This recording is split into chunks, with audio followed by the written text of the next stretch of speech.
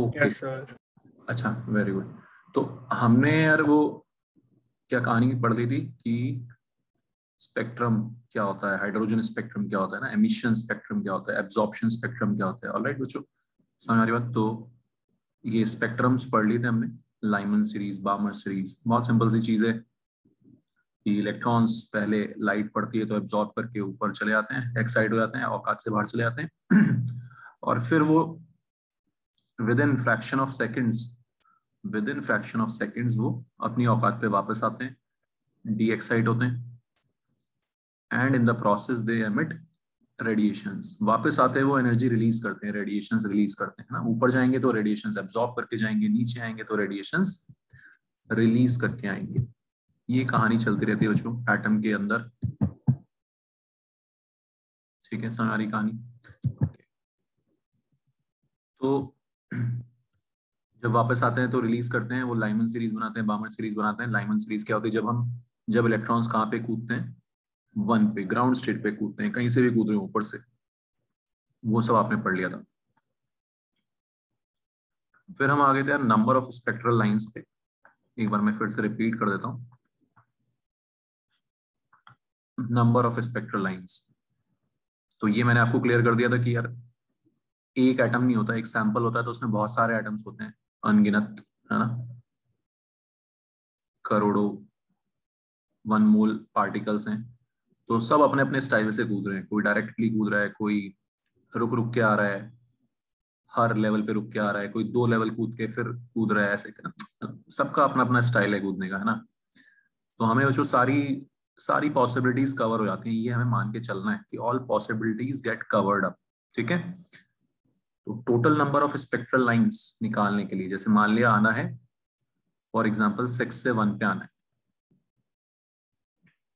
तो हम सारी स्पेक्ट्रल लाइंस गिनने के लिए क्या करते हैं, अलग अलग लाइंस गिन लेते हैं। लाइमन लाइन कितनी होगी, बामर कितनी होगी, क्योंकि क्वेश्चन अलग अलग भी आ सकता है ना। तो बिल्कुल सिंपल सा कॉन्सेप्ट है, क्वेश्चन लाइंस अलग अलग भी पूछ सकते हैं कि बताओ अल्ट्रा वायलेट रीजन में कितनी लाइंस लाई करेगी, है ना। अल्ट्रा वायलेट रीजन मतलब लाइमन सीरीज। ऑलराइट, ये सबको समझ में आ गया था कल बच्चों। ठीक है। तो 6 से 1 पे आना है तो उसके लिए 2 से 1, 3 से 1, 4 से 1, 5 से 1 और 6 से 1, ये सारी की सारी उसमें लाइमन लाइंस होंगी। कौन सी होंगी, लाइमन। तो 6 - 1 और सर ये लाइट चली गई सर, अभी तक क्या हुआ? लाइट चली गई। अच्छा जी, एक सेकंड, कुछ नहीं हुआ, लास्ट क्लास का रिवाइज करा रहा हूँ भी।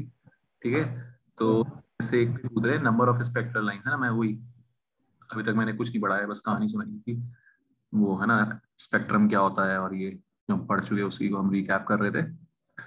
ठीक है अच्छे। तो ऊपर से नीचे कूदते हैं वापस औकात पे आने के लिए। पता ही है तेरे को, एटम्स और अलग, मतलब सॉरी इलेक्ट्रॉन्स और बहुत सारे एटम्स होते हैं, तो सारी लाइंस कवर्ड अप हो जाती हैं। वो टेंशन नहीं लेनी है कि सर एक इलेक्ट्रॉन ऐसे ऐसे कैसे कूद सकता है, सारी लाइंस कवर होंगी अगर हमें पूरा एक सैंपल दे दिया तो 6 से 1 पर आने के लिए हम सारी लाइंस काउंट करने के लिए सारी लाइनमैन काउंट कर लेते हैं, सारी बामर, सारी जितनी भी लाइंस पॉसिबल है वो कवर कर लेते हैं। ये हमारा सिंपल सा तरीका होता है लाइंस गिनने का। क्लियर है बच्चों सबको ये चीज? तो 6 - 1, 5 लाइमन लाइंस। तो कोई पूछेगा अल्ट्रा वायलेट रीजन में कितनी लाइंस होंगी, 5 होंगी। विजिबल रीजन में कितनी होंगी, विजिबल मतलब बामर की बात हो रही है, 6 - 2, 4 बामर लाइंस होंगी। समझ में आ रहा है? बामर, बामर में कहाँ पे कूदते हैं, 2 पे। कहाँ से कूदेंगे, 3 से 2, 4 से 2, 5 से 2, 6 से 2, 4 लाइंस हो गई। क्लियर है बच्चों कैसे आ रहा है ये नंबर ऑफ लाइंस? किसी को दिक्कत? समझ के करना है। ठीक है, बुक में फॉर्मूला भी लिखा हुआ है, अभी मैं लिखवाऊंगा, लेकिन हमें समझ के करना है, कोई फॉर्मूला रटने की जरूरत नहीं है। 6 - 3 Paschen lines, 6 - 4 2 Lyman Balmer Paschen Brackett Brackett lines. 6 - 5 1 Pfund, free Pfund lines. Clear है सबको? इस तरह से लाइन गिन लेते हैं यार, और टोटल करके लिख देंगे। फिर अगर कोई टोटल लाइंस पूछेगा तो टोटल करके बता देंगे, अलग कोई लाइन पूछेगा तो उसका नंबर बता देंगे। 9 3 12 तो 14 1 15 15 टोटल लाइंस आ गई। क्लियर हो? तो this is the way question में आपको किन किन की वर्ड्स पे ध्यान देना है कि कहीं आपको nth एनर्जी लेवल दिया है, nth एक्साइटेड स्टेट दी है ना।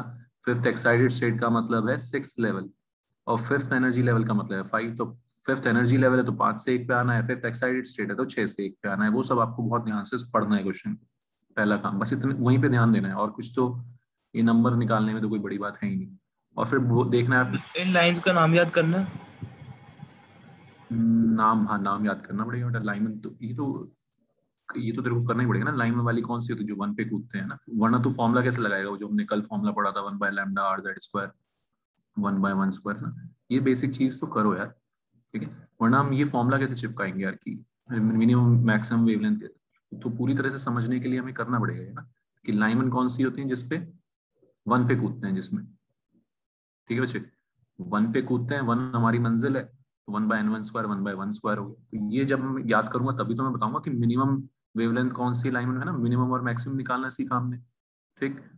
और क्या सीखा? First line, alpha line, beta line, gamma line. Alpha line Lyman series की 2 से 1, बीटा सेकंड लाइन 3 से 1, 4 से 1, इस तरह से इतनी सारी चीजें बच्चों हम देख चुके हैं। समझ आ रही बात सबको? ऑल राइट, तो ये हो गया 15 टोटल लाइंस आ गई। तो n से 1 पे आते हैं तो ऐसे बच्चों टोटल लाइंस का फॉर्मूला ऐसे आता है। n से 1 पे आ रहे हैं तो n-1 प्लस n-2 ये सीरीज बन जाती है अप टू 1। क्या है ये? n-1 नंबर्स का सम है ना। n इंटीजर्स का सम आपने पढ़ा ही है मैथ्स में, n इंटू एन प्लस 1/2 पढ़ा है सबने, है ना। n इंटू एन प्लस 1/2 ये कितने इंटीजर्स का सम है? n-1 इंटीजर्स का। क्या लगाएंगे? n into n plus 1। तो n की जगह n-1 रख दिया, n+1/2 ये बन जाता है n into n-1/2।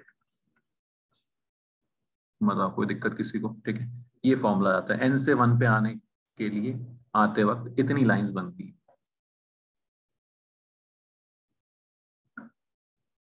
Clear everyone? n2 से n1 पे भी आ सकते हैं ना किसी भी, जनरली वही सिंपल जगह बोर्ड में, है ना। नीट तक में भी n से 1 ही पूछते हैं। फिर n से 1 आने के लिए बस n-1 नहीं है। n-1 तो लाइमन है ना। ऋषित समझ नहीं आ रही बात? Okay, total lines. Total okay lines पूछ बोला ना मैंने, है ना। ठीक है, ऊपर ओके लिख, सर। ठीक है।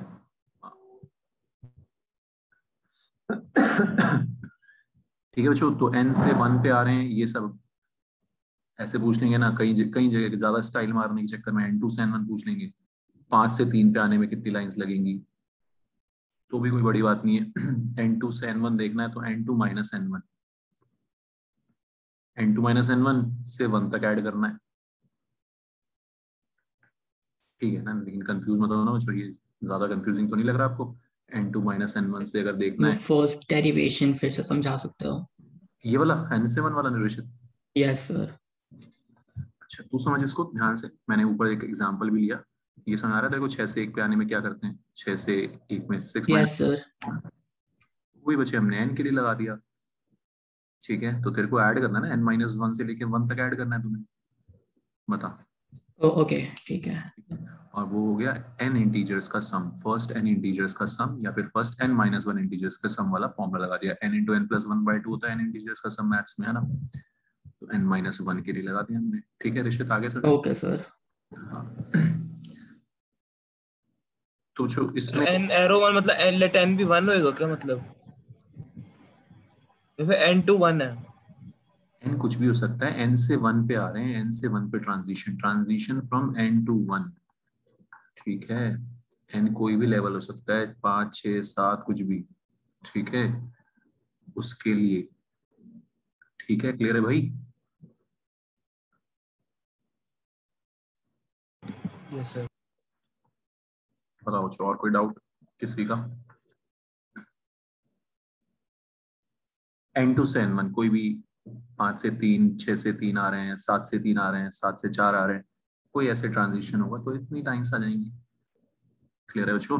तो इस तरह से यार हम टोटल लाइंस निकालते हैं।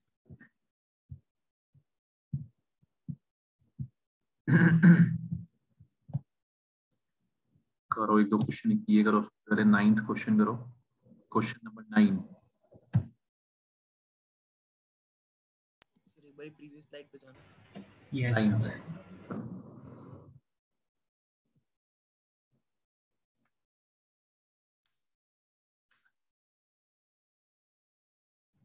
सर एक बार प्रीवियस स्लाइड पे जाना। क्या, कहाँ पे जाना है? नोट्स पे? Sir previous slide, yes sir. Sir 10 होगा। हाँ उसका 10 होगा, very good.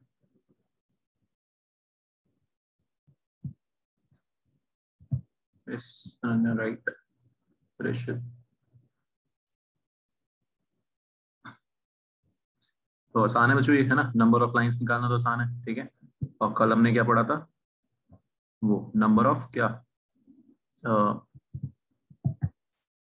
Maximum lines of Lyman, maximum wavelength, minimum wavelength, ये सब लाइमन सीरीज, बार्मर सीरीज की लिख लिया बच्चे? स्लाइड का देख लिया सबने?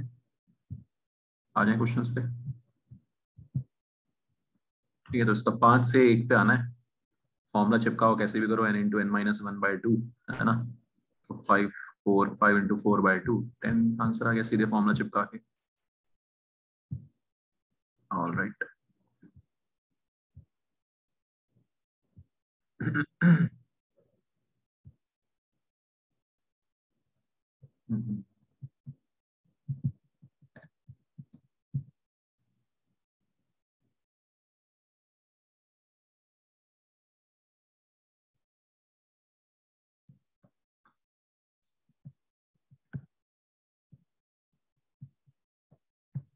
एक बार ये सोचो, एक बार इसको 42 क्वेश्चन एक बार सोचो।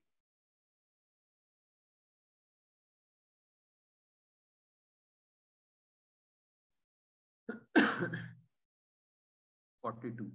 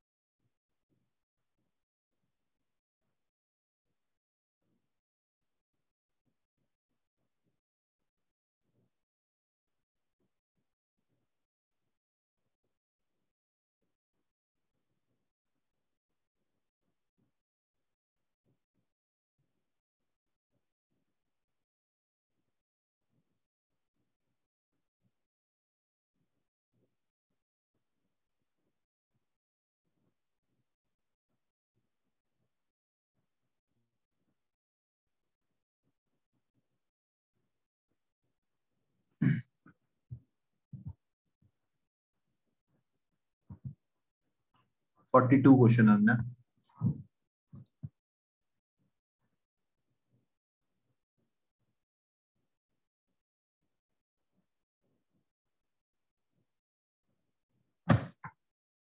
कौन बता रहा है इसका आंसर मेरे को सोच के?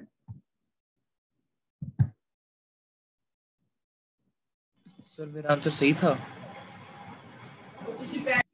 किसने बताया आंसर? अच्छा एक सेकंड, चैट में एक सेकंड। गोविंद नहीं, ये सही नहीं है।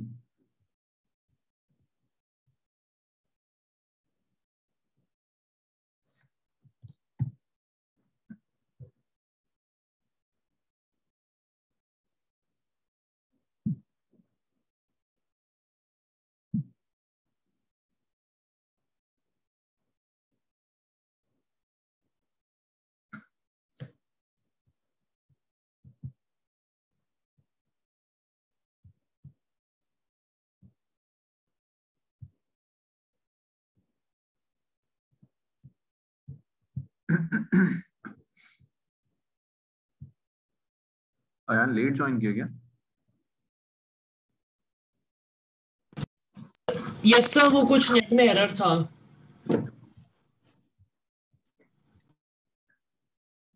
तो 42 क्वेश्चन बच्चों, आपको ये सोचना है कि इतनी एनर्जी खा के 13.3875 खा के वो किस लेवल पे पहुंच जाएगा, बस ये सोचना।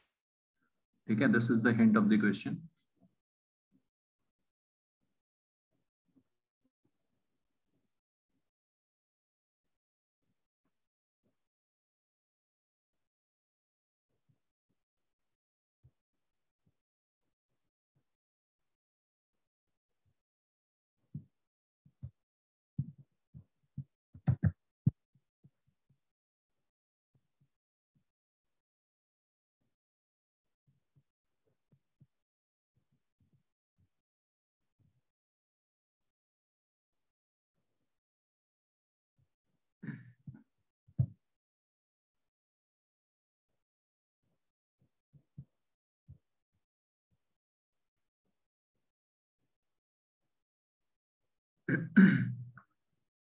गोविंद 13.3875 एनर्जी से वो किस लेवल पे पहुंच जाएगा ना, पहले वो सोच।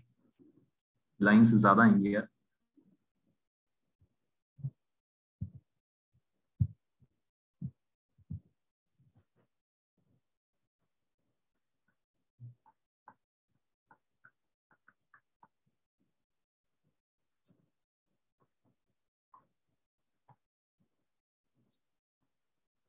ठीक है, ये सब तो आते ही आपको।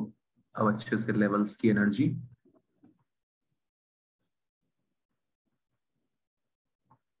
अच्छा क्वेश्चन है ये। अब इसमें और भी ज्यादा आगे जाना पड़ेगा आपको, है ना। तो 13.6 है ना, अगर ये ग्राउंड स्टेट पे है बच्चों, 10.2 खा के कहाँ पे जाता है, सेकंड लेवल पे। 10.2 का गैप है यहाँ पे। यहाँ से यहाँ पे जाने में कितना एनर्जी गैप है, एनर्जी गैप से आ जाएगा 1 से 4। 1 से 4 में कितना एनर्जी गैप होगा, 13.6 और 0.85 का गैप। अभी भी इतना गैप नहीं आ रहा। समझ में आ रहा है लॉजिक सबको, कोई दिक्कत? ठीक है, 13.6 अपॉन 5 का स्क्वायर करेंगे, 25 करेंगे तो वैल्यू कुछ आएगी मेरे ख्याल से पॉइंट। अच्छा, अभी भी 0.5 से भी ज्यादा आएगी वैल्यू, आएगी 0.5 समथिंग। अभी भी ये एनर्जी गैप 5th लेवल पे भी। समझ आ रहा है क्वेश्चन बच्चों सबको? बताओ कोई डाउट? अभी भी कितना एनर्जी गैप है, ये 13.1 का गैप है। कितने का गैप है, 13.1 का। अभी भी ये रिक्वायर्ड गैप नहीं है। उससे नेक्स्ट लेवल जब आप जाओगे, 6th एनर्जी लेवल, वो शायद आपको ये दे देगा वैल्यू 13.6 अपॉन एन स्क्वायर, 6 का स्क्वायर। ये वैल्यू आएगी आपकी। इससे बात बन रही है? ये भी नहीं दे रहा क्या? कैलकुलेटर यूज कर लेना भाई, है ना। तो ये कुछ लगभग 0.3 0.4 के आसपास ही आएगा। इससे भी बात नहीं बन रही शायद। 7 पे जब हम जाएंगे, 7 पे वैल्यू आएगी -13.6/49।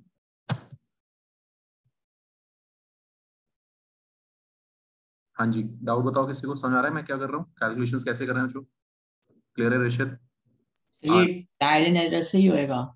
हाँ, ठीक है।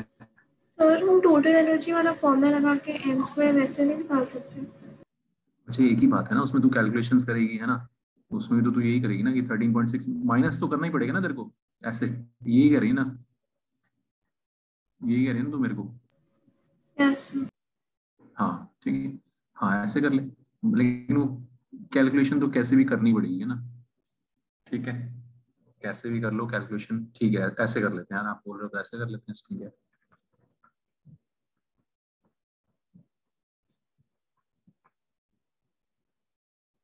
ये थोड़ा सा अच्छे लेवल का क्वेश्चन।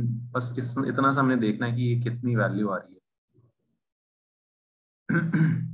एक बार क्वेश्चन दिखाना था, समझ नहीं आया था मेरे को। आवाज कम आई, किसने कुछ बोला शायद? सर एक बार क्वेश्चन वापस से दिखाना था, समझ नहीं आया। अच्छा, a sample of hydrogen atoms having electrons in ground state is exposed to high energy rays of quantum energy। इतना ठीक है, इतना एनर्जी हमने उसको ऊपर ऊपर डाल दिया।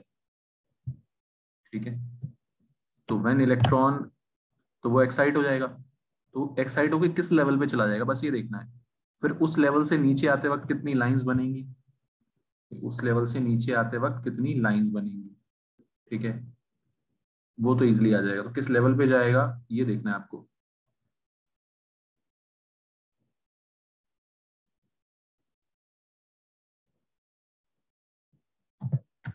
ठीक है, क्वेश्चन समझ आ गया।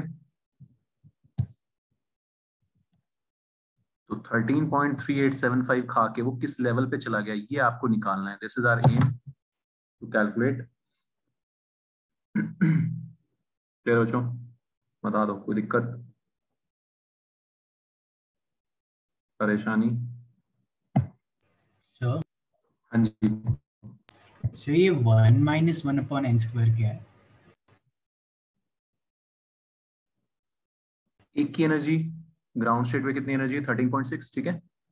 और nth लेवल पे, कौन से लेवल पे क्या तेरे को वो निकालना है, nth लेवल पे एनर्जी कितनी होगी बच्चे, 13.6/n² होगी। तो तेरे को माइनस ही तो करना है एनर्जी गैप।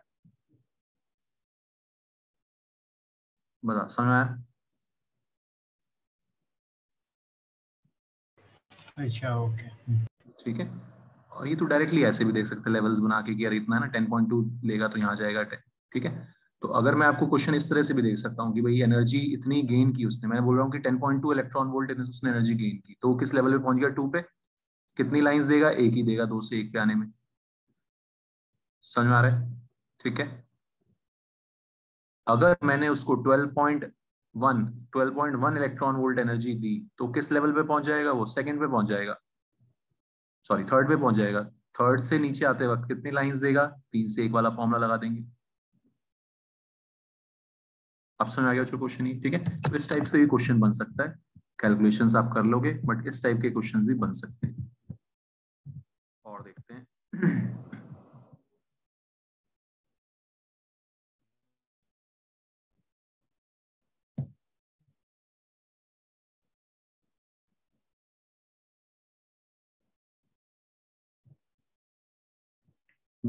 जो क्वेश्चंस मैंने सेंड किए हैं जो वो भी कर लिया आप लोगों ने, वो ट्राई करो सब लोग। और कोई जा सकता हो तो सेंटर पे जाके बुक भी उठा ले, है ना, उससे भी आपको इजी रहेगा। Lines पे और हाँ, ये एक बार देखो। सर जो सर ग्राउंड स्टेट वाला सर क्वेश्चन है 13.38 वाला, सर उसको सोल्यूशन क्या लिखेंगे सर? सर वो नहीं, मतलब क्वेश्चन समझ आ गया सर।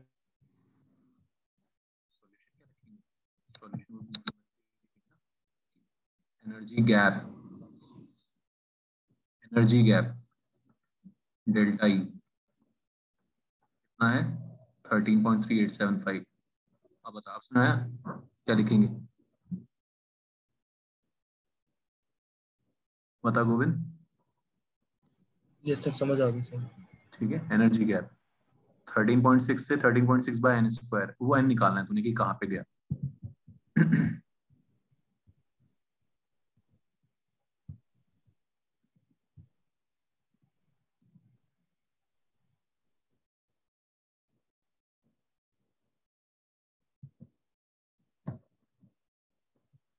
चलो ये करो, 8th क्वेश्चन करो एक बार।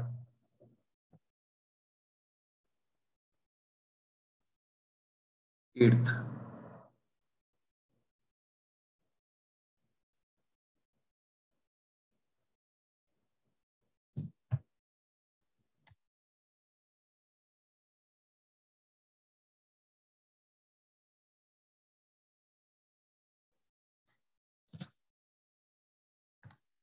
सर अब एक बार लाइन का फॉर्मूला निकालते मैंने शायद गलत लिख दिया अपनी नोटबुक में।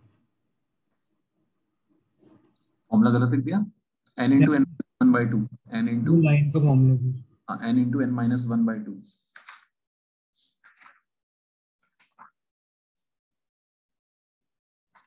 Okay sir.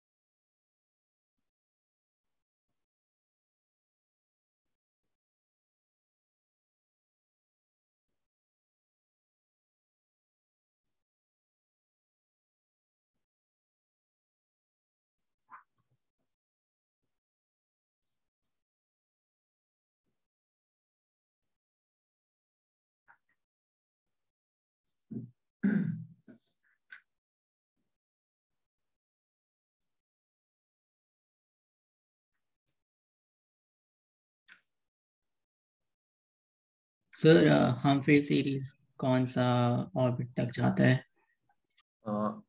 Lyman Balmer Paschen Brackett Pfund Humphrey, Pfund के बाद Humphrey. So the first and the third are correct. Yes very good, सबका यही काफी लोगों ने बता दिया। ये अनन्या, दिव्यानी और अभी जिसने बताया, वेरी गुड बच्चों, शाबाश।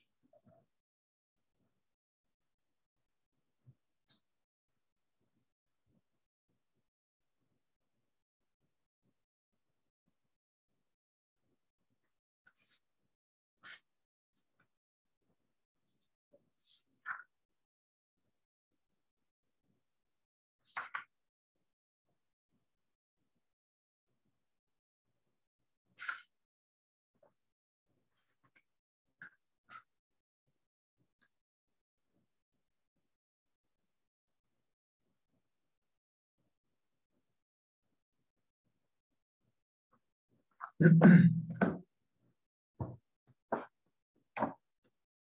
है बच्चों, ये तो हमने वैसे लिखा भी था उसमें, ठीक है। तो 134 बताया रिशुल ने, फोर्थ भी सही गया। हाँ फोर्थ भी सही लग रहा है यार। ये तो 4 में क्या दिक्कत है? Humphrey 6, Lyman Balmer Paschen Brackett Pfund Humphry.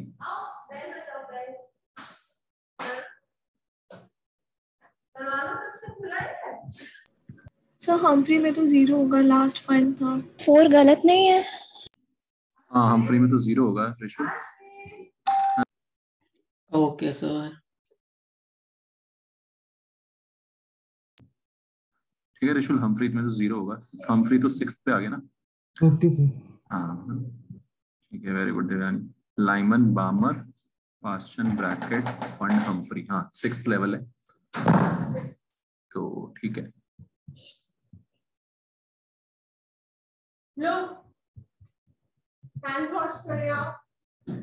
ठीक है, जो इस टाइप के क्वेश्चन समझ आ गए, कोई दिक्कत? लाइंस क्लियर हो गया? ओके चलो आगे बढ़ें।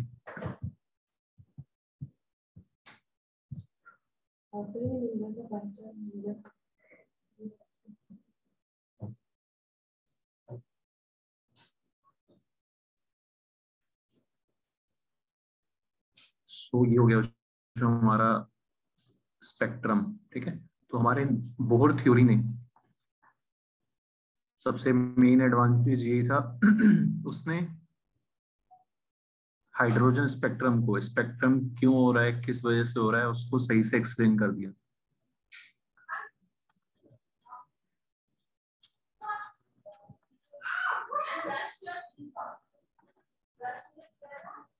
क्लियर है बच्चों, सबको समझ आ गया ना हाइड्रोजन स्पेक्ट्रम, और ये किसकी वजह से हुआ, किसने इसको एक्सप्लेन किया कि क्यों बन रहा है ऐसा, ये वेवलेंथ क्यों आ रही है, बिल्कुल सही से फॉर्मुलाज एकदम सही फिट बैठ रहे थे। ठीक है गोविंद, समझ आ रही बात? और फॉर्मुलाज कैसे लगाने समझ आ गया बच्चों सबको? ठीक है, ये थोड़ा सा प्रैक्टिस करो क्वेश्चंस की यार, है ना। 1 - 1/n² कैसे आता है, एनर्जी गैप लेके, ये सब चीजों की प्रैक्टिस करो आप लोग। ठीक है, बोर थ्योरी ने एक्सप्लेन कर दिया था reason behind hydrogen spectrum. Clear है बच्चों, अच्छे से उसकी थ्योरी ने एक्सप्लेन कर पाया था, लेकिन इसके भी कुछ लिमिटेशंस हैं ऑब्वियसली, है ना। चैन थोड़ी ना साइंटिस्ट लोगों को कमियां निकालनी थी, इसमें भी कुछ कमियां निकाली, फिर है ना, फिर कुछ नई थ्योरी दी गई। लिमिटेशंस ऑफ बोर थ्योरी, एक ऑब्वियस सा लिमिटेशन तो है कि ये सिर्फ किस पे चिपका सकते हैं हम, सिंगल इलेक्ट्रॉन स्पीशीज पे। ये तो ऑब्वियस सा था ही इसमें drawback. It is applicable only on uni electron या सिंगल इलेक्ट्रॉन या हाइड्रोजन लाइक स्पीशीज। तो आप सबको बताइए।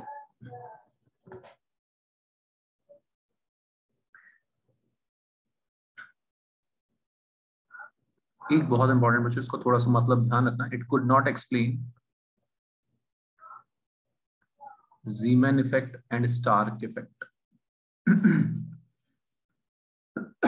Sorry.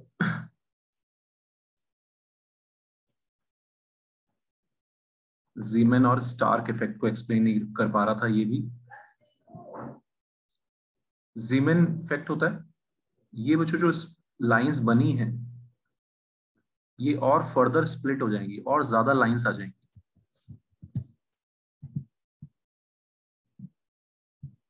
Yes, very good. Bond के तो हाँ, ये बॉन्ड के बारे में तो बात ही नहीं कर रहे थे। Fine structure, yes this is है ना। जीमन इफेक्ट में क्या होता है, मैग्नेटिक फील्ड में या इलेक्ट्रिक फील्ड में है ना, मैग्नेटिक फील्ड में लाइंस फर्दर स्प्लिट हो जाती हैं और ज्यादा लाइंस बनती हैं, जितनी लाइंस अभी आपने पढ़ी उससे भी ज्यादा। हाँ साक्षी, अरे प्रॉब्लम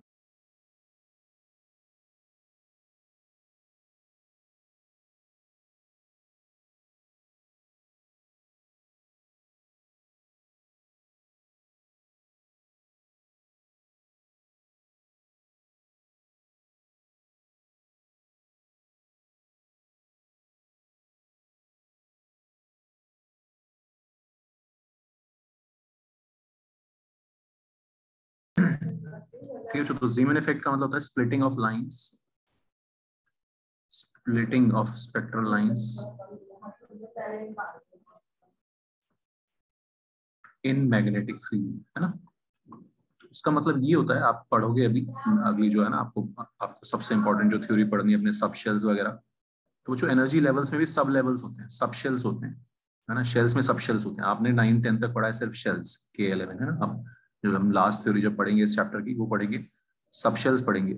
ठीक है, तो एनर्जी लेवल्स के और फर्दर सब लेवल्स होते हैं। सॉरी, तो मैग्नेटिक फील्ड की प्रेजेंस में, मैग्नेटिक फील्ड की प्रेजेंस में बच्चों वो लेवल्स, उन लेवल्स में भी डिफरेंस आ जाता है, उनकी एनर्जी में भी डिफरेंस आ जाता है।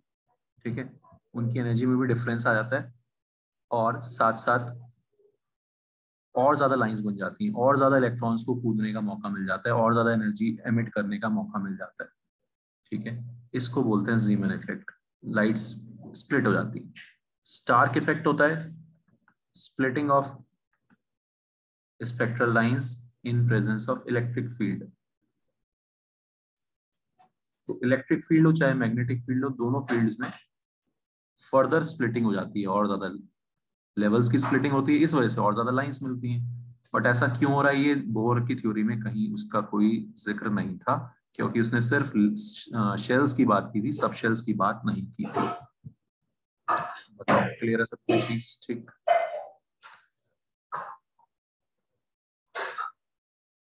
तो स्कूल में लिमिटेशंस लिखने के लिए आएंगे आपको, तो ये एक ये इंपॉर्टेंट पॉइंट लिखोगे आप, ये लिखोगे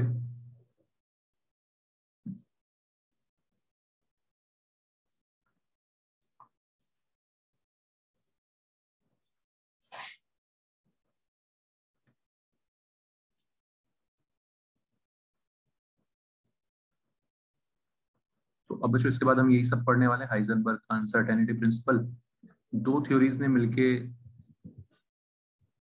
इसकी अच्छे से है ना बैंड बजा दी। किसकी? नील बोर की थ्योरी की। उसमें से एक था हाइजेनबर्ग का अनसर्टेनिटी प्रिंसिपल, हाइजेनबर्ग्स अनसर्टेनिटी प्रिंसिपल। तो लिमिटेशन ऑफ बोर थ्योरी में ये उसके अकॉर्डिंग नहीं था, ये हाइजेनबर्ग का जो अनसर्टेनिटी प्रिंसिपल दिया हाइजेनबर्ग ने, है ना, उसको उसके अकॉर्डिंग नहीं था, उसको गलत प्रूव कर रहा था, और जबकि वो सही है। ठीक है, तो ये भी एक लिमिटेशन था बोर थ्योरी का। ठीक है, बोर थ्योरी के आने के बाद कूद पड़े मैदान में ये दोनों, कौन? हाइजेनबर्ग का अनसर्टेनिटी प्रिंसिपल और डी ब्रोगली का डुअल नेचर। ठीक है, दोनों ने मिलके फिर इसकी थ्योरी की बैंड बजा दी कि भाई ऐसे नहीं चलेगा, ये तो गलत बात है, तो बदतमीजी वाली बात बोल रहे हो आप, this is not in accordance with our theories. ठीक है, और फिर लेकिन बोर की थ्योरी को बहुत रिस्पेक्ट भी मिली, क्योंकि इसने सही प्रूव कर दिया था, इसकी कैलकुलेशंस एकदम परफेक्ट बैठी थी, एक तो हाइड्रोजन स्पेक्ट्रम पे स्पेशली, और बच्चों कुछ रेडियस वगैरह की जो कैलकुलेशंस थी वो इसकी परफेक्ट थी। हाइड्रोजन स्पेक्ट्रम और रेडियस वगैरह की जो इसकी कैलकुलेशंस थी वो एकदम एक्यूरेट थी, इस वजह से इसको काफी रिस्पेक्ट भी मिली थी। समझ में आ गई बात सबको? ठीक है, तो दूसरी चीज क्या थी सर? हाइजेनबर्ग अनसर्टेनिटी प्रिंसिपल, और दूसरा सर क्या लिखना है?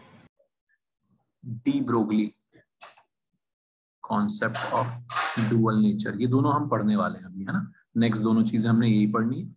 ठीक है बच्चों, किन दो थ्योरीज ने नील बोर थ्योरी की बैंड बजाई, उसके बाद फिर हम अपनी लास्ट वाली थ्योरी पे चले जाएंगे, सबशेल्स वाली थ्योरी पे चले जाएंगे। क्लियर है सबको? पहले मैं आपको ये पढ़ाऊंगा, this is very important, de Broglie.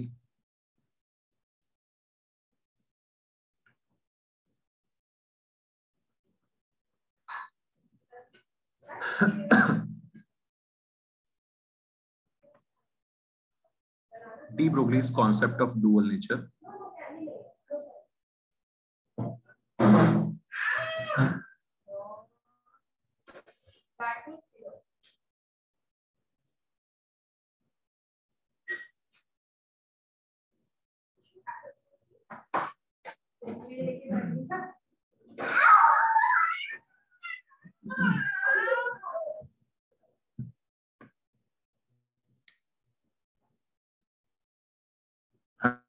तो बच्चों, ये डी ब्रोगली ने एक बहुत इंपॉर्टेंट थ्योरी दी डुअल नेचर की। उसका कहना ये था कि पार्टिकल नेचर और वेव नेचर, बहुत ध्यान से समझना बच्चों इसको, they exist simultaneously. Particle nature and wave nature exist simultaneously. इसका मतलब ये है कि अगर कोई पार्टिकल होगा तो उसमें वेव नेचर होगा, और अगर कोई वेव होगी तो उसमें पार्टिकल नेचर होगा, है ना। वेव में पार्टिकल नेचर तो आपने देख लिया कैसे। वेव है, वेव में एनर्जी किस फॉर्म में ट्रांसफर होती है? फोटॉन्स की फॉर्म में। Wave has photons. समझ में आती है सबको ये बात? जहां पर भी वेव है वहां पे फोटॉन्स होंगे, ठीक है। क्या है ये वेव का? Particle nature. वेव एग्जिस्ट कर रही है, उसके साथ पार्टिकल नेचर भी एग्जिस्ट कर रहा है। Photons are massless particles, packets of energy. बताओ जो समझ आ रहा है? तो इसकी थ्योरी ये बोलती है कि दोनों चीजें साइमल्टेनियसली एग्जिस्ट करती हैं, कोई चीज अकेले एग्जिस्ट नहीं करती, ठीक है। आयान, आदित्य, अर्नब, समझ आ रही बात? गोविंद कह रही चीज। Yes sir. दूसरा, जहां पर भी जो पार्टिकल होगा, कोई पार्टिकल है, मान लिया इलेक्ट्रॉन है, प्रोटॉन है, वो जब भी मूव करेंगे तो वो सीधी लाइन पे चल ही नहीं सकते, उनमें वेव नेचर आ जाएगा। कैसा नेचर आ जाएगा? वेव नेचर, ठीक है। पार्टिकल जब बहुत हल्का हो जाता है तो उसका वेव नेचर दिखाई देने लग जाता है, वो सीधी लाइन पे नहीं चल सकता, ठीक है, क्योंकि वो इतने लाइट होते हैं, इतने हल्के होते हैं और स्पीड से चलते हैं, तो वो थोड़ा सा मूव करने लग जाते हैं, उनमें पार्टिकल नेचर आ जाता है। ट्रेवल इन अ, या they can not move in a straight line, ठीक है। So every particle has wave nature, every particle has wave nature, ऐसा इस थ्योरी ने बोला। समझ में आ रहा है सबको क्या था डी ब्रोगली की थ्योरी में? वो लिख लेते हैं, और दोनों थ्योरीज का एक छोटा छोटा फॉर्मूला जाएगा। इसका फॉर्मूला बहुत ज्यादा इंपॉर्टेंट है डी ब्रोगली कॉन्सेप्ट का। क्लियर है बच्चों सबको? अभी तक कोई दिक्कत? पूछते रहना छोटी छोटी बातें जो भी नहीं समझ आ रही।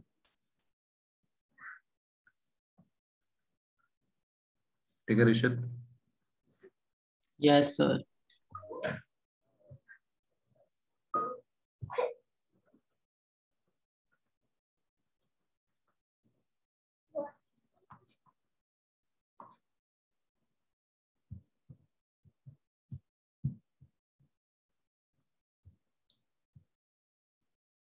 ये अनन्या, तूने पढ़ लिया? Very good.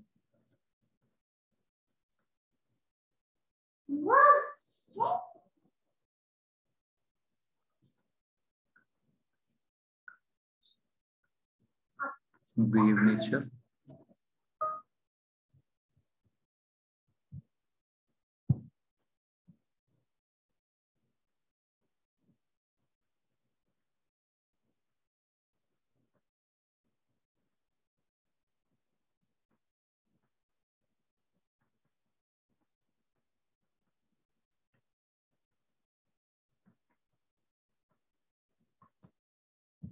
ठीक है बच्चों। और पार्टिकल और वेव नेचर का जो रिलेशन है वो भी उसने डिफाइन कर दिया कि आपस में इन दोनों में एक रिलेशन भी होगा, which will be lambda is equal to h by p, वो भी Planck's constant. h is again Planck's constant, p is momentum।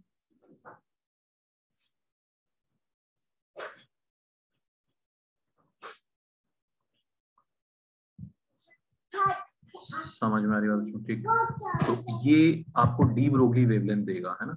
So this is a special type of wavelength associated with this wavelength is associated with any particle moving with this momentum. ठीक है, this is de Broglie wavelength. तो de Broglie के हिसाब से अगर कोई भी particle move कर रहा होगा इस मोमेंटम से, तो उसमें एक वेवलेंथ आ जाएगी जो इतनी इस वैल्यू की होगी h/p. ठीक है,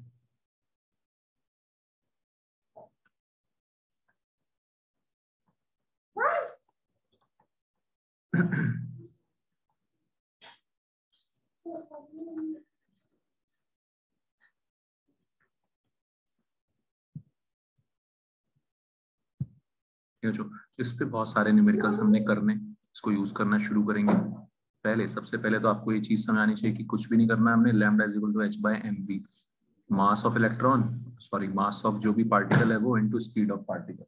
ठीक है, तो इस थ्योरी के हिसाब से बच्चों हर चीज का, अगर मैं भी मूव कर रहा हूँ तो मेरे अंदर भी वेव नेचर है.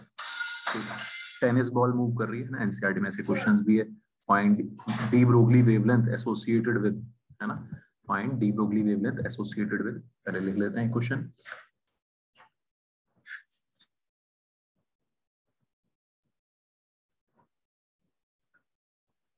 associated with a tennis ball having mass 50 gram. Units का ध्यान रखना बच्चों, बस आपको यहाँ पे कैलकुलेशंस तो गंदी होंगी, आपको पता ही है. Travelling with a speed of, यहाँ पे आपका काम मैं आसान कर देता हूँ, 10 मीटर पर सेकंड. एसआई में दे दिया मैंने, ये इसको एसआई में कन्वर्ट करो और निकाल दो जल्दी से डी ब्रोगली वेवलेंथ.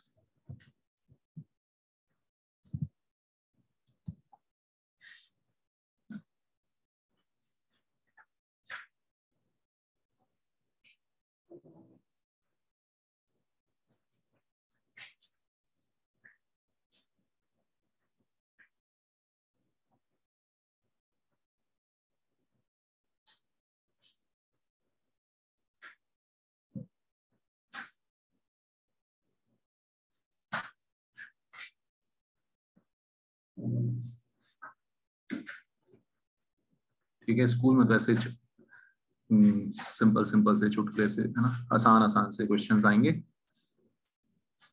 एच, ठीक है गोविंद, समझ आ रहा है? कोई दिक्कत, Garv, any doubt? SI, no sir, no doubt. हाँ, एसआई यूनिट्स में लिख दोगे तो आंसर आपको यार मीटर में आएगा. ठीक है, तो 50/1000 लिखा हमने. स्पीड 10 मीटर पर सेकंड ऑलरेडी है ही, h/mv ऑलरेडी बच्चों. तो ये कितना आ गया, लगभग 1.31 into 10 की पावर -33 मीटर. इतना कम डी ब्रोगली वेवलेंथ होगा. चलो बच्चों, ऑलराइट, समझ आ गया इतना? ऋषित एक बार देख लेना कैलकुलेशन, है ना, केजी में कन्वर्ट नहीं किया हुआ, ये गलती की होगी. Yes sir. ये नहीं करना है बस. ओके बच्चों, अब देखो, अब सुनो काम की बात. तो टेनिस बॉल जो घूम रही है, मूव कर रही है, उसमें भी पार्टिकल नेचर है, हमें दिखाई नहीं दे रहा है. इसकी वेव बहुत कम है, वेव बहुत छोटी है. तो ये थ्योरी ये बोलती है बच्चों कि जब पार्टिकल्स बहुत हल्के होंगे, लाइट होंगे, जैसे इलेक्ट्रॉन है, प्रोटॉन है, वो सीधी लाइन पे चलना उनका बहुत मुश्किल हो जाएगा, क्योंकि उनकी वेवलेंथ आराम से अच्छी खासी आ जाएगी, क्योंकि उनका मास बहुत कम होगा. समझ में आ रहा है सबको? मास ऑफ इलेक्ट्रॉन कितना होता है? 9.1 into 10 की पावर -31 kg. वो मैं यहाँ पे रखूंगा. तो वेवलेंथ मेरा 1.31 into 10 सर, मेरा 1.32 into 10 raised to power -33 आ रहा है. ठीक है यार, ठीक है गोविंद, तुम इतना टेंशन क्यों लेता है कैलकुलेशन का? 1.31 भी सही, 32 भी सही, टेंशन ना ले, है ना. ये छोटी कैलकुलेशन, मतलब अप्रोक्सीमेशन सर अलाउड है इसमें? हाँ, सब अलाउड है. कैलकुलेटर लेके थोड़ी ना बैठे भाई, है ना, इतना लोड नहीं लेते भाई. बस क्या है ना, फंडा समझ के करना कैसे. ठीक है, ऑलराइट बच्चों. अब सुनो, काम की बात ये है कि जब पार्टिकल्स बहुत लाइट होते हैं, इलेक्ट्रॉन, प्रोटॉन, उनका वेव नेचर डिसेंट, उनकी वेवलेंथ ठीक ठाक आती है, और वो फिर इजीली कंसिडरेबल वेवलेंथ आती है, ठीक है, समझ आ रहा है सबको, उनकी वेवलेंथ कैसी आती है, कंसिडरेबल आती है, ठीक है। तो वेव नेचर सब में है, मैं दौड़ रहा हूँ मुझ में भी वेव नेचर है, लेकिन वेव नेचर या जो वेवलेंथ होगी वो बहुत कम होगी, दिखाई भी नहीं देगी।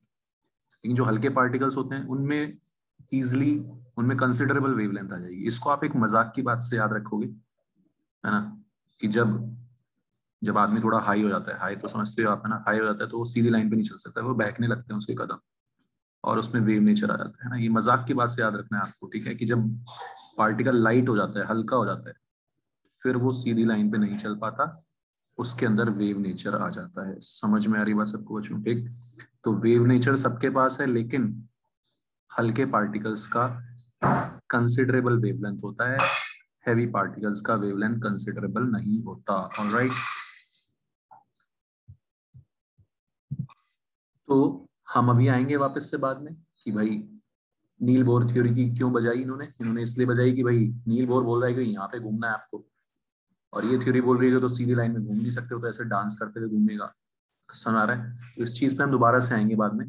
पहले इस पे और बहुत तरह के क्वेश्चन बन सकते हैं, उसको हमें टैकल करना सीखना है।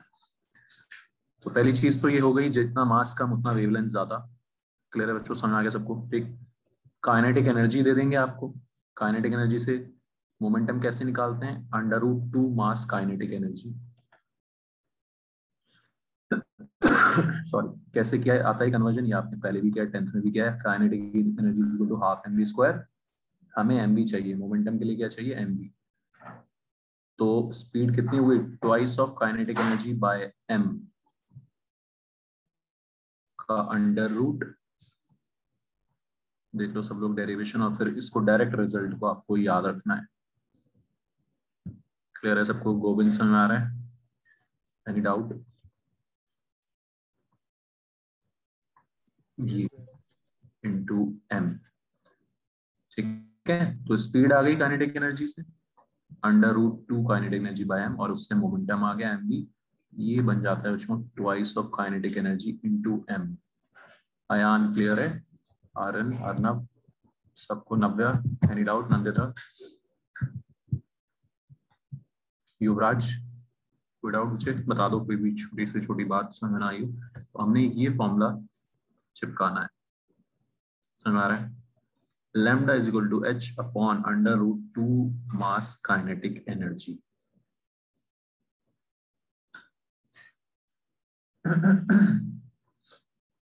ठीक है, SI यूनिट्स रखनी है। क्या रखनी है? SI यूनिट्स क्वेश्चन करते वक्त।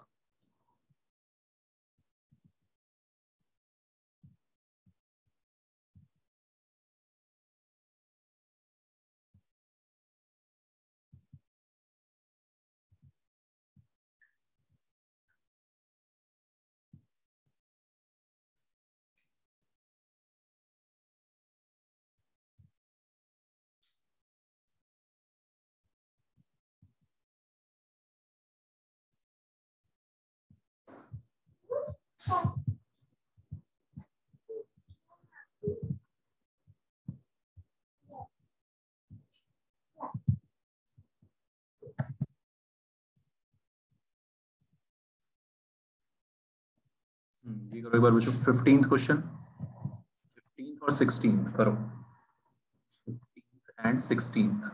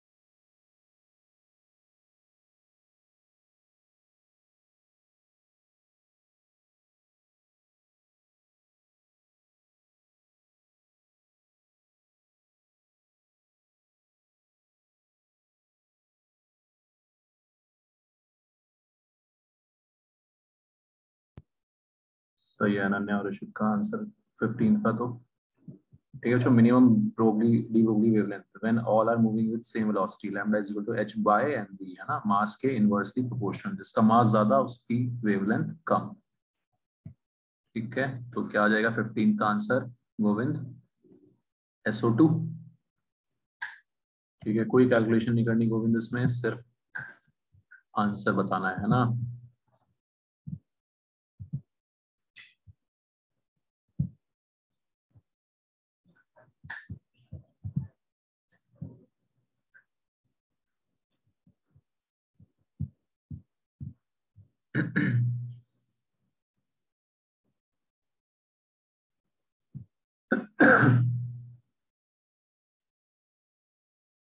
सिक्सटीन करो फिर ट्राई।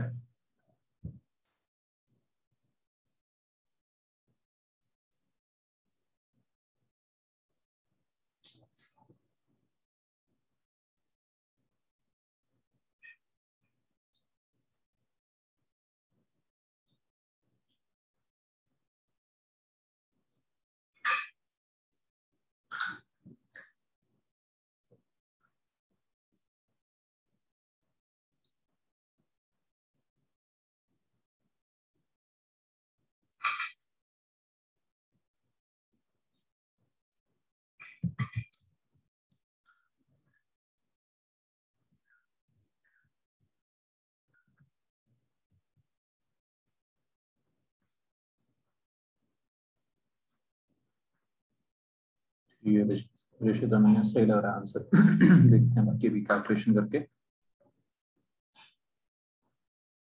तो जो किसी को कोई डाउट, सबको समझ आ गया कि है ना, वेव नेचर सबके पास होता है, दिखाई किसका देता है? सिर्फ हल्के पार्टिकल्स का। ठीक है, रौनक, साम्या, श्रेया, नी डाउट? बहुत इंपॉर्टेंट थ्योरी है, इस पे क्वेश्चन बहुत सारे बनेंगे, धीरे धीरे हम करेंगे भी इसको। इस पे काफी क्वेश्चंस आते हैं कॉम्पिटिटिव एग्जाम्स में।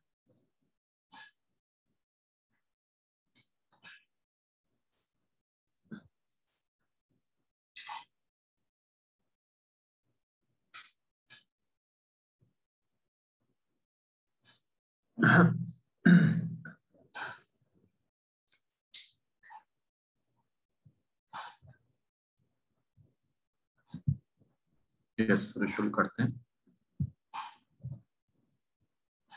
बच्चों। 15 सबको समझ आ गया ना? मास ज्यादा तो वेवलेंथ कम। ठीक है, हल्के पार्टिकल्स की वेवलेंथ दिखाई देती है और भारी पार्टिकल्स की वेवलेंथ कम होती है, इसलिए दिखाई नहीं देती। ठीक है, फिर 16 में जो कैलकुलेशंस है उसमें बस आपको सिर्फ यही ध्यान रखना है ना, फॉर्मूला देखो कितना सिंपल है यार, लेकिन हमें क्या ध्यान रखना है कि यूनिट्स क्या हैं, ये सब छोटी छोटी बातों का कोई गलती नहीं छोड़नी। 16 क्वेश्चन में बोल रहे हैं lambda is equal to h by mv। Hydrogen molecule है ना, 6.63 into 10 की और -34 h की वैल्यू।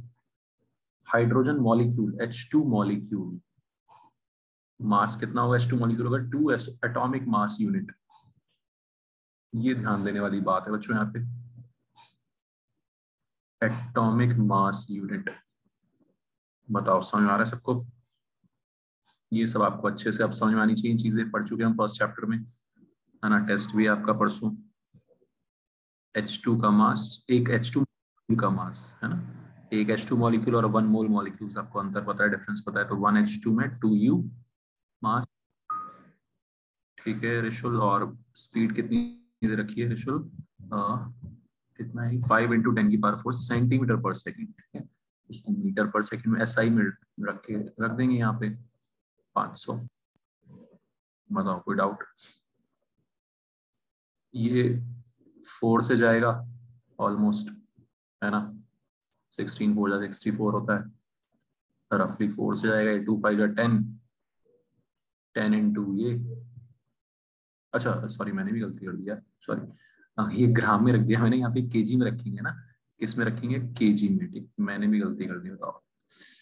केजी में, केजी विल बी 10 की पावर -27। ठीक है, SI में रखना है। ठीक है ऋषभ, माय मिस्टेक, -27 होगा। ठीक है बच्चों, तो 4 इंटू 10 की पावर -34 और नीचे 10 इंटू ये 5 टू 10, ये सब मिला के 10 की पावर -24 बचेगा। 5 टू 10, 10 इंटू 2, 10 की पावर 3, 10 की पावर -27, ये बचा, यानी 4 एंगस्ट्रॉम आ जाएगा। ठीक है बच्चों, समझ आ रहा है? Any doubt? ध्यान रखना है, वही बार बार बोल रहा हूँ, यूनिट्स का केजी में रखना है मास, स्पीड रखनी मीटर पर सेकंड में।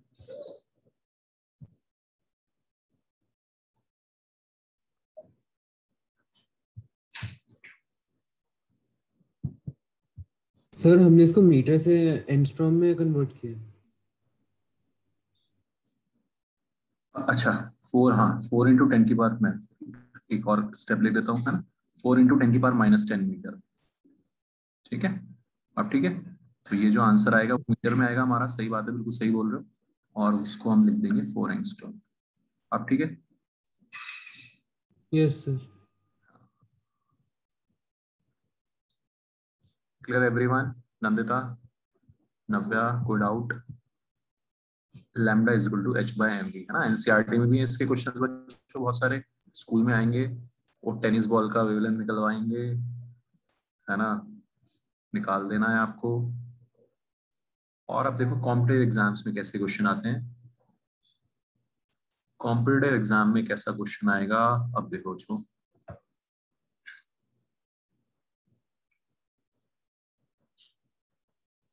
find de Broglie wavelength of photoelectron emitted when a light of wavelength 310 nanometer, और हमारा फेवरेट क्वेश्चन है ये, है ना, is incident on a metal surface having work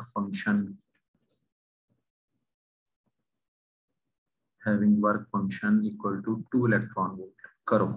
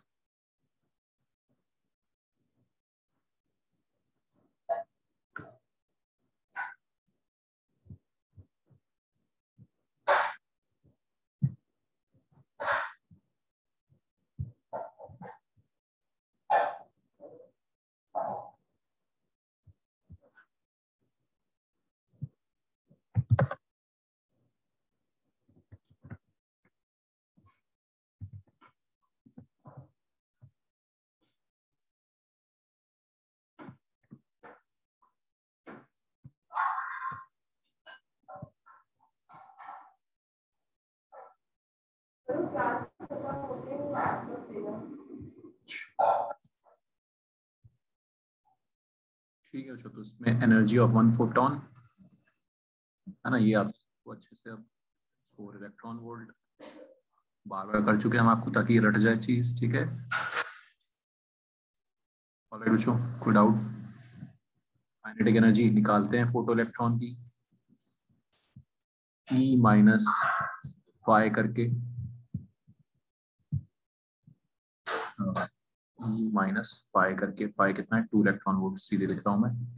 kinetic energy आ गई 2 इलेक्ट्रॉन वोल्ट। ठीक है, यहाँ पे हमने पहले भी किया है ना, किया है ना?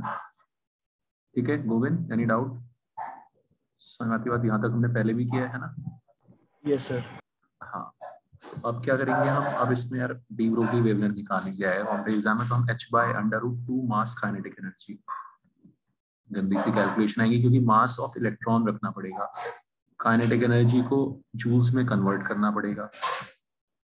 इसका भी मैं आपको एक शॉर्टकट बता दूंगा, लेकिन है ना, ये सब शॉर्टकट आपने 12th में भी लगाने हैं मॉडर्न फिजिक्स में, तभी ऐसी स्पीड बढ़ती है इसमें कॉम्पिटिटिव एग्जाम में। वरना तो हमें क्या क्या करना है, मास ऑफ इलेक्ट्रॉन रखना है। क्या है बाहर, ये इलेक्ट्रॉन आया है,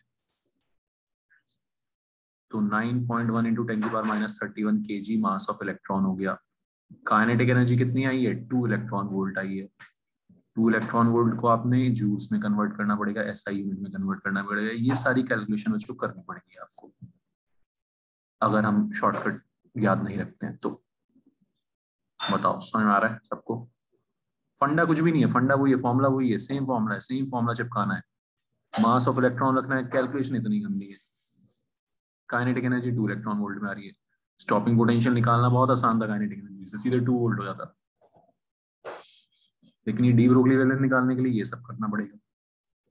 बताओ मेरे को, समझ आ रही बात बच्चों सबको? ठीक है, 10⁻31 10⁻19 हमेशा ये 10⁻50 और उसका रूट 10⁻25, क्या बचेगा 10⁻25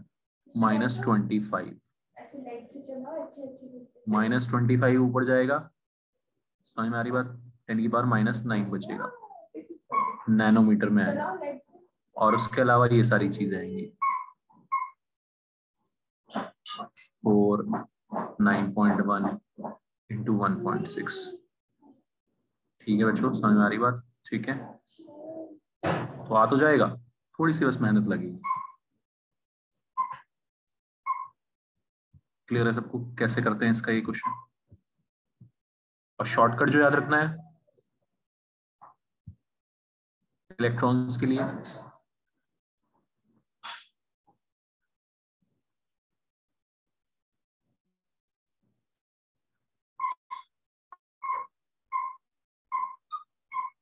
kinetic energy in electron volt रखो सीधे यहाँ पे और सीधे आंसर निकालो।